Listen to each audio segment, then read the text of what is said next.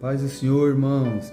Irmãos, no vídeo de hoje a gente vai tratar sobre um assunto, que é meio complexo, é meio difícil de entender, E hoje eu vou tentar explicar por que eu creio na Trindade, Então você, que está assistindo esse vídeo, já pega papel, caneta, anota as referências, depois dá uma meditada na sua casa e vê se faz sentido o que eu estou falando aqui nesse vídeo, beleza? Solta a vinheta.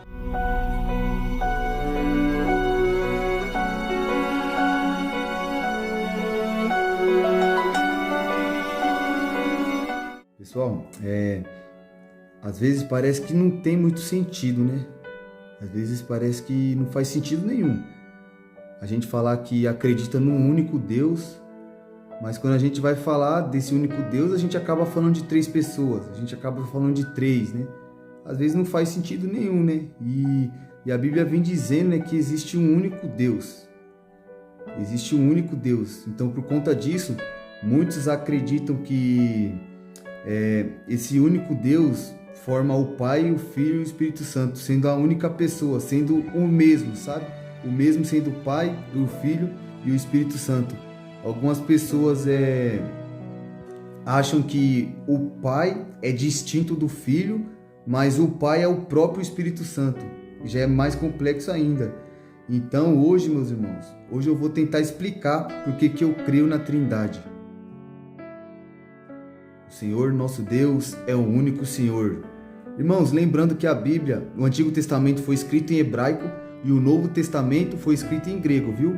Então vamos lá. Deuteronômio 6, versículo 4, diz que o Senhor nosso Deus é o único Senhor e tal, Mas se a gente for olhar no texto original, no texto em hebraico do Antigo Testamento, a palavra que aparece lá para único, ela se fala errad. E essa palavra ela tem a ver com uma unidade composta, sabe? Um exemplo, um cacho de uva. Aí pode ser errad lá, que é um cacho de uva, mas tem um monte de uva nesse cacho, entendeu? Um pacote de bolacha, errad. Um pacote de bolacha, mas tem um monte de bolacha dentro dele. Então, Gênesis 2, Gênesis capítulo 2, versículo 24, lá Deus fala que Adão e Eva, eles se tornam uma só carne, E a palavra lá para um só é errad também. Ou seja, duas pessoas formando uma só carne. Isso que é a unidade composta, entendeu? Duas pessoas formando uma só carne. Também tem outros eventos na Bíblia que aparece a palavra errad também para formar assim, entendeu? Com a unidade composta. Eu marquei só dois aqui para a gente meditar um pouco. Também, Gênesis capítulo 11, no versículo 6 lá, antes de Deus descer para confundir a língua do pessoal, Ele fala lá que o povo era um e falavam uma única língua. Ou seja, era um monte de pessoa que formava um povo. E lá a palavra era errad também, para um. Ele falou lá, o povo é um. Apareceu lá errad. Mas um povo é um. Que tem um monte de gente formando um único povo. Entendeu? É assim que fala lá, Israel, ouve Israel, nosso Deus é um único Senhor. Ou seja, ali já dá para entender também, já dá para deixar um pouco claro, porque lá em Gênesis capítulo 1, versículo 26, Deus fala lá, façamos o homem a nossa imagem conforme a nossa semelhança. Ele vem falando no plural, façamos. Ele não estava falando sozinho, ele estava falando com alguém ali.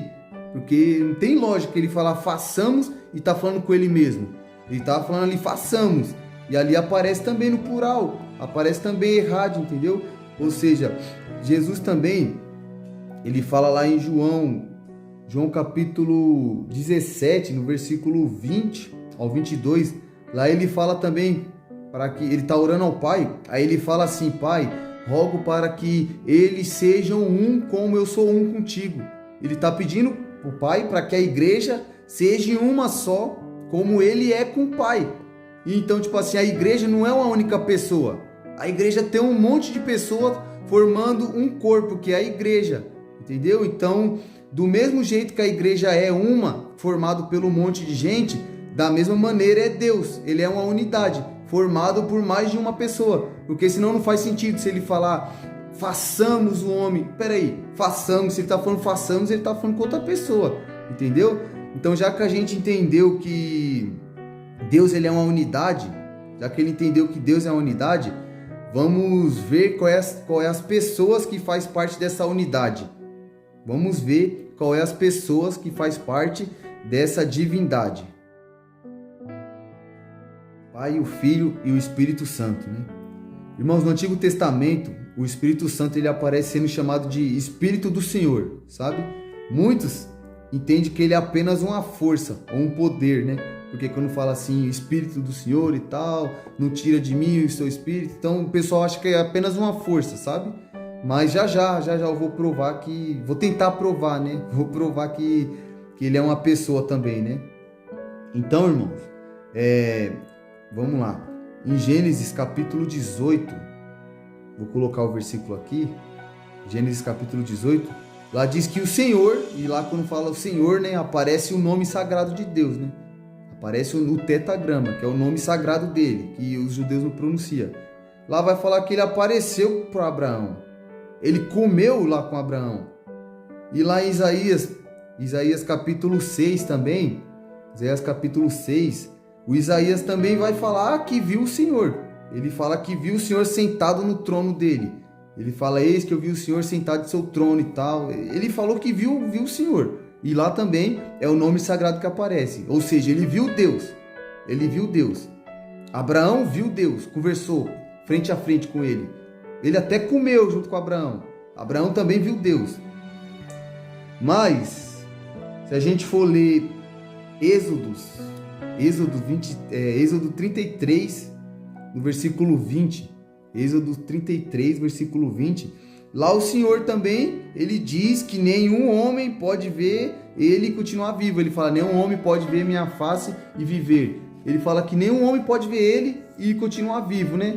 E lá em João também, João capítulo 1, versículo 18, o João disse também que ninguém jamais viu Deus, ou seja, Deus nunca foi visto por ninguém. Então quem foi que o Isaías viu? Quem foi que o Abraão viu? Porque, quem é que mentiu nessa história? Peraí, primeiro Deus fala que aparece lá para Abraão e depois aparece para o Isaías ver, depois de ter falado, quando ele apareceu para o Isaías, ele já tinha falado que nenhum homem podia ver ele e continuar vivo. Mas Abraão, antes dele ter falado isso daí, que nenhum homem poderia ver ele e continuar vivo. Mas o Abraão viu ele e continuou vivo. O Isaías viu ele e continuou vivo. Mas então quem que ele viu? Quem foi que eles viram? Quem foi que eles conversou? E só tem uma explicação para falar quem ele viu. Porque também o Senhor Jesus, ele fala que lá eu vou colocar o versículo aqui, eu não estou conseguindo lembrar agora, mas eu vou colocar o versículo aqui. Tem um versículo que ele fala que glorifica-me, ó Pai, com aquela glória que eu tinha contigo desde que o mundo existisse. Ou seja, Jesus já existia com o Pai. Desde antes do haja luz, Jesus já existia juntamente com o Pai. Então, quem o Abraão viu, quem o Isaías viu, foi o Filho, foi Jesus. Quem o Abraão viu, quem o Isaías viu, foi Jesus. Não tem outra explicação. Porque se eu não falar que foi o Filho, a Bíblia vai se contradizer. Porque primeiro ele fala que nenhum homem pode ver ele e continuar vivo, e Isaías viu ele e continuou vivo. Então não tem como. Então, logo a gente entende que o Pai ele não pode ser visto, mas quem pode ser visto é o Filho. O Pai não pode ser visto, mas quem pode ser visto é o Filho. Ou seja, já está formando duas pessoas divinas aí. Já está formando duas pessoas. E olha só, lá em João capítulo 12, versículo 37 ao 42. Eu vou ler aqui, irmãos. Vou ler aqui para explicar por que eu creio que foi que o Isaías viu o Senhor Jesus. Vamos lá. Estava procurando o versículo aqui. Eu achei, irmãos, ó. João 12, versículo 37 ao 42, vai dizer assim, ó. E ainda que tinha feito tantos sinais diante deles, não criam nele, né? Para que se cumprisse a palavra do profeta Isaías, que diz: Senhor, quem creu na nossa pregação e quem foi revelado o braço do Senhor? Por isso não podiam crer. Então Isaías disse outra vez: cegou-lhes os olhos e endureceu-lhes o coração, a fim de que não vejam com os olhos e compreendam com o coração, e se convertam e eu os cure. Isaías disse isso quando viu a glória e falou dele. Isaías disse isto quando viu a sua glória e falou dele.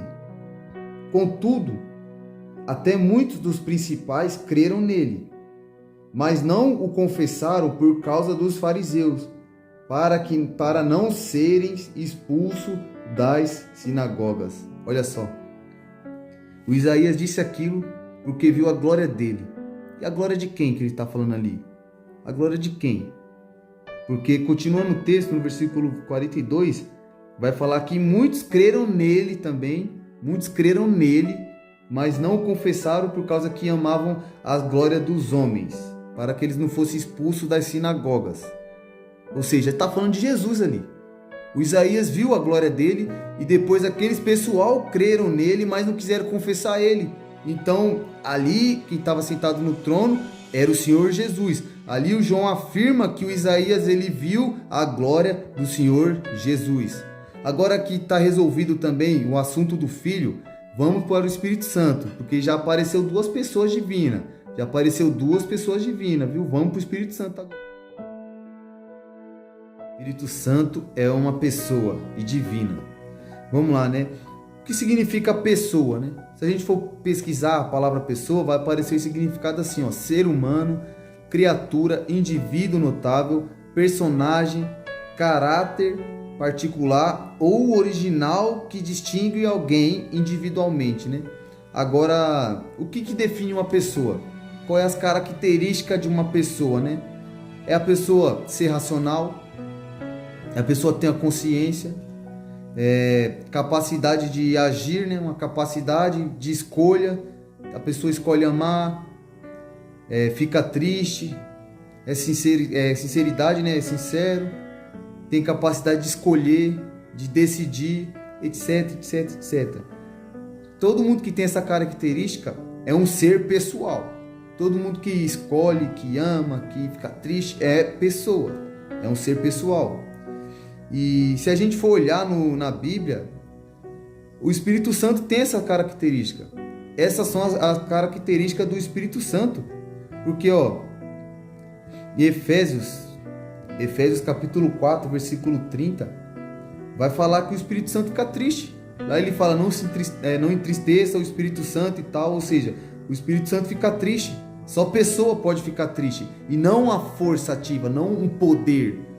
Vai falar também, Atos 15, versículo 28, ele tomando a decisão juntamente com os discípulos, com os apóstolos, para implantar uma regra.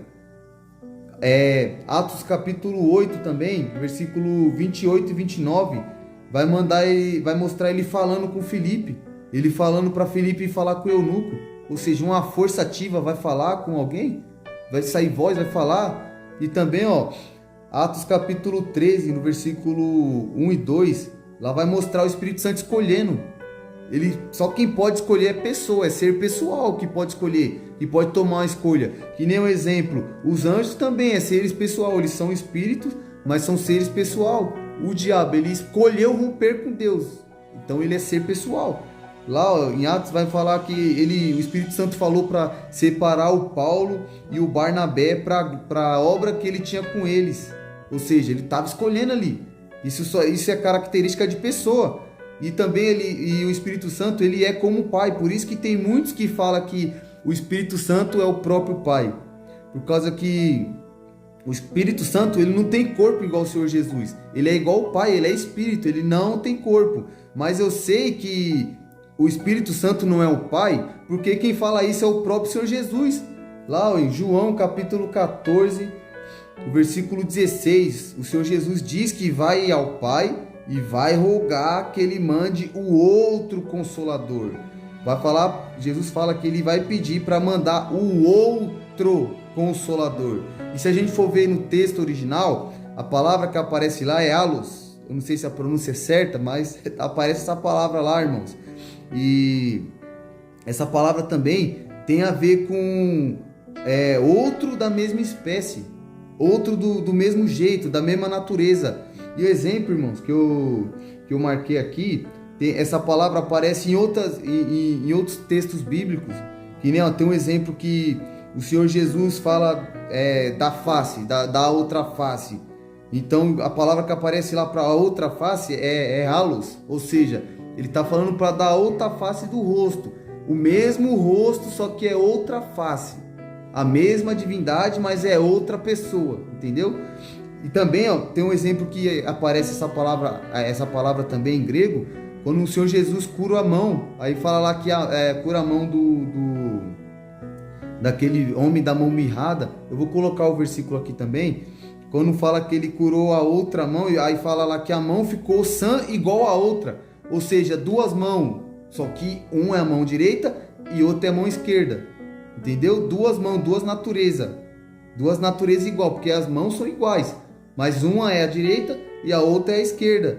Entendeu? É por isso que eu creio que o Pai é um, o Filho é outro e o Espírito Santo é outro, porque vez após vez a Bíblia vem apresentando eles como a mesma divindade, a mesma natureza, os mesmos poderes, a mesma essência, só que em pessoas distintas. Então é por isso, meus irmãos, que eu creio na Trindade. E eu espero que eu tenha deixado claro, né? Eu sei que a gente não consegue entender Deus 100%, o que a gente consegue entender é a revelação dele, mas espero que essa humilde e simples explicação dê para esclarecer um pouco, viu? E é por isso que eu creio na Trindade, meus irmãos. Eu creio que a Trindade é um único Deus, é o Deus que forma a unidade em três pessoas. E detalhe, irmãos, o Senhor Jesus, ele vem falando lá no capítulo 17 de João, ele ora para que a igreja venha a ser uma unidade juntamente com eles três, irmãos. Então o Pai, o Filho e o Espírito Santo formam uma unidade com a igreja. E se você que está vendo esse vídeo, se você quer fazer parte dessa unidade, as portas estão abertas, sempre tem espaço para mais um. Amém? Então eu peço que Deus abençoe você que ficou até o final desse vídeo.